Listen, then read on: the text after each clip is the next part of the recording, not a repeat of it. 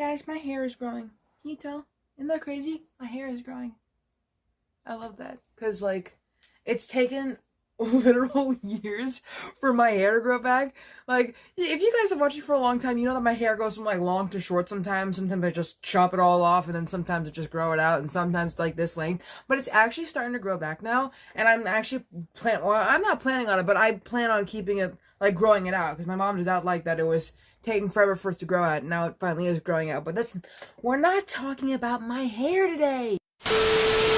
Previously on this channel, we talked about the Pac-Man cartoon, the 1982 one to be specific, and also the 2013 one or whatever, that Pac-Man one. But the reason why I was talking about the 80s Pac-Man show is because it aired along with the Little Rascals cartoon and the Richie Rich cartoon, and rather than just making a video about all three of them, I decided to do it separately. Except for this one, I'm doing it together because it just makes things more easier, and I can mention that I own Richie Rich meets Scooby-Doo on DVD. Even though I have no recollection of watching it, I have it. I never watched it. But anyway, yeah, in this video we're going to be talking about The Little Rascals and Richie Rich. Both good movies. I think we can all collectively agree that Macaulay Culkin did a good job as Richie Rich, and The Little Rascals movies are so iconic with the memes and everything. There's so many memes of The Little Rascals, it's hilarious. There's some memes for Richie Rich too, but whatever. Let's just talk about The Little Rascals first, and then go on to Richie Rich.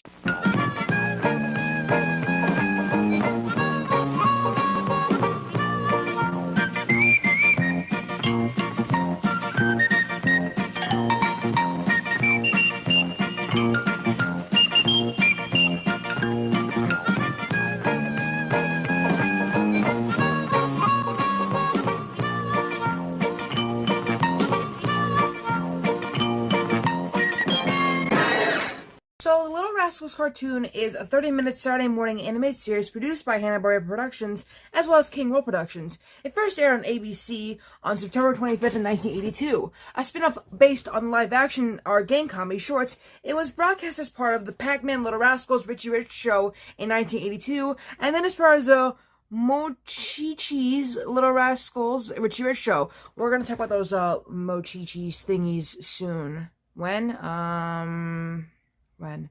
After talking about Playhouse Disney. Well, should I talk about them after this video? I'll be right back.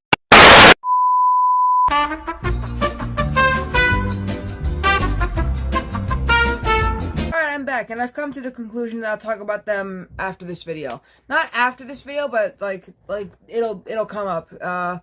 Mainly because they look so cute, and I think one of my internet friends really loves them, so it's for you, girl. Now, where was I?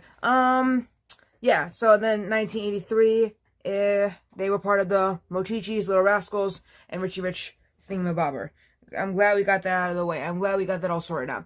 The characters were designed by Iwo Takamoto, very famous guy, we talked about him before, and Bob Singer by using tracing paper on top of actual photographs of the real-life characters, and used a pencil to sketch the characters. This same technique was also used in previous Hanna-Barbera shows, spin-offs, mainly the Fonz and the Happy Days Gang and the Laverne and Shirley and the Army, so the Happy Days cartoons. I don't know about Mork and Mindy, though. I don't know. The Little Rascals have been animated for television twice before. In the 1960s, a series of 9 clay animated Little Rascals color specials were produced for syndication, presumably by Burra and Hardwick, the British studio responsible for Camberwick Green, using soundtracks from the original Our Gang films. The episodes include Shiver My Timbers, the Our Gang's Follies of 1936, Second Childhood, Hearts Are Thumps, Came the Brawn, Bear Shooters, Reading and Writing, The Pinch Singer, and Teacher's Bow. In 1979, Fred Wolf produced an animated Little Rascals Christmas special for NBC. That company's version was further used in anime public service announcements. So now that I mentioned that, what exactly are the differences between that and the live-action show? You know what I mean. Whatever. The animated series and the original live-action Our Gang films differ in a number of ways. The gang now lives in the contemporary and 1980s setting with computers and television. Buckwheat is now a clever inventor and is interested in science, always creating new devices for the gang, and Darla's eyes were changed from hazel to blue, although this detail was trivial given that all of the Our Gang shorts were in black and white. Also in the animated series, the Rascals met in a treehouse and drove around the town of Greenport in a dog-drawn vehicle. Also, the theme music was completely different. Furthermore, many characters such as Stimpy don't appear. Now, before we get into Richie Rich, y'all need to know some crazy ass shit. This show got a lawsuit.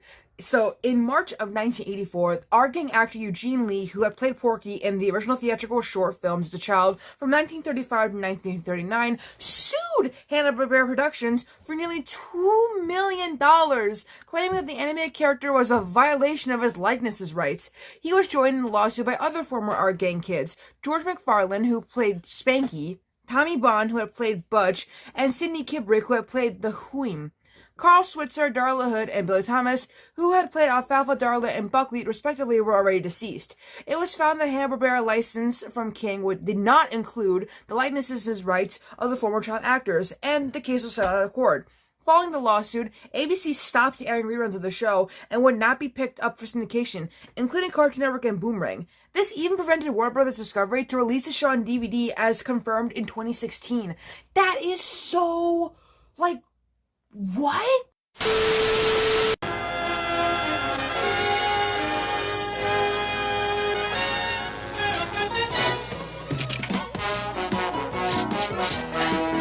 Apparently there's another Richie Rich cartoon from 1996, but please note that I'm not talking about that one. I'm talking about the 1980 version, so keep that in mind.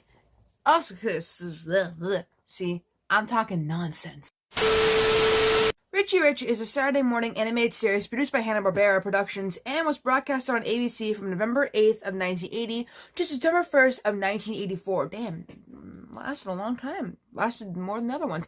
Based upon the Harvey Comics character of the same name. The series shared time slots with Scooby-Doo and Scrappy-Doo, the Little Rascals, Pac-Man, and Mo-Chi-Chis over its original 4-year broadcast run. 13 half hours were produced, split into segments of 12, 7, and 4 minutes. Many of the titles of segments were never revealed on air, but the titles were used in comic book issues then recently published at the time of production. In 1988, the series was rebroadcasted as part of the weekday programming block, The Fantastic World of Hanna-Barbera, which we'll be talking about in a video one day. Just thought you should know that. Also, this series was also known as the voice acting debut for Nancy Cartwright, who has since become the better-known voice of Bart Simpson. The plot of the show is that it shows the adventures of Richie Rich with his family or whatever, and there's some segments in here that we're not gonna we'll get into that later. But I'll just say who Nancy Cartwright plays. She plays a character named Gloria Glad. I don't know who that is, so let's just backtrack a bit to the stuff. Richie Rich's adventures are sorted into 4 different segments. We have Richie Rich Riches, Richie Rich Treasure Chest, Richie Rich Gems, and Richie Rich Zillion Dollar Adventures. So the Richie Rich Riches is a segment that deals with threats to the Rich family, or more specifically Richie, because I guess everybody got a vendetta against that kid. Weird. Richie Rich Treasure Chest is a segment that involves around Dollar and or Cadbury. Richie Rich Gems are short segments for humor, like the wingdings of Dastardly and Muttley in their Flying Machine, which is the spin-off of Wacky Races. I love Dastardly and Muttley. Also, just Wacky Races in general is my childhood. I watched a lot of old cartoons when I was a kid. Boomerang had some crazy reruns back in my time. These segments were based on one-page comic book stories. Richie Rich Zillion Dollar Adventures are segments that deal with Richie Rich and his friends fighting master criminals, aliens, and other threats to the world. While Dr. Blemish appeared in one episode, some episodes had an exclusive villain called the Collector as a recurring enemy. There's actually some changes from this. So the animated series took a number of liberties from the original comics. What exactly did they change? So, what they do. So Richie is depicted as slightly older, inconsistently voiced as a child between 10 and 14, and wears a red sweater with a large R on the front, as well as long trousers. In the comics, though, he just wears a black suit with a red bow tie and blue short pants. Gloria is shown as the same age as Richie and wears a white long-sleeved blouse, pantyhose, purple sweater or sweater vest, and purple mini skirt. In the comics, she just wore a bow in her hair and wore a white blouse with a short skirt supposedly made of tartan. That's weird. And Dollar is more anthropomorphized like Walter Mitty, with Walter Mitty-like fantasies. I guess Dollar's the dog, his talking dog or whatever. If Frank Welker voices the dog, I'm getting out of here. Frank Welker voices the dog. Okay. I didn't hear you. No, okay, no, I'm kidding, I'm kidding. Irana, the robot maid, is given a greater presence in the series with additional duties as Richie's personal bodyguard, as seen in the zillion-dollar adventure segments. To fulfill that role, Irana can convert her body into various alternative modes as necessary. For instance, the moment she receives a summon from Richie, she would change her body into a jet plane mode and immediately fly to the boy. That's kind of sweet. It kind of reminds me of the Jetsons, though. So, like, I guess that's just... Listen, it was the 80s. Robots were cool, and they still are sometimes, to an extent. It's kind of ironic that I'm talking about Scooby-Doo because there's some breaking news I have to share, but that's in the next video because I'm gonna do a back-to-back because I really want to talk about this. I'm not gonna put it off until tomorrow. I'm gonna talk about it now because then I could talk about the Mochichis or whatever they're called tomorrow, even though I was gonna do Dukes of Hazzard tomorrow. I changed it up, okay? I changed it up. So thank you for watching. If you like this video, make sure to like the video, you know, comment whatever you want. Make sure to also subscribe to me if you're new. If you want to see more cartoon videos, a ton more coming. It's crazy how, like, I switch content a lot. That's what YouTubers do. That's what they do. And I'm sure you guys are wondering when my next Monkeys video will be. So I will tell you when that is. They will be mentioned in a Beach Boys video I'm making, and they will be... I'll be talking about Davey in a Lost Media thing. And I plan on talking about Mickey in a Lost Media thing too, I think. What else? They'll also be mentioned in another thingy. I want to talk about the Partridge Family again. So what else are they going to be in? Well, Hollywood Squares. Yes, I forgot to mention, I'm making a Monkeys Lost Media video again, and it's about how they were on Hollywood Squares, but there's, like, no footage of it at all. Absolutely no footage. Okay, I need to stop doing that voice. It's not even funny anymore. And, I think that's it monkey-wise, which kind of... I need to spice it up. Find some new shit, because this is sad. But, yeah. Like, comment, subscribe, weedy, what's up, you know? And, I'll see you all in the next video, where I'll talk about, two of my favorite things, anime and Scooby-Doo. Ooh, I just revealed the video's about, How rich can you get?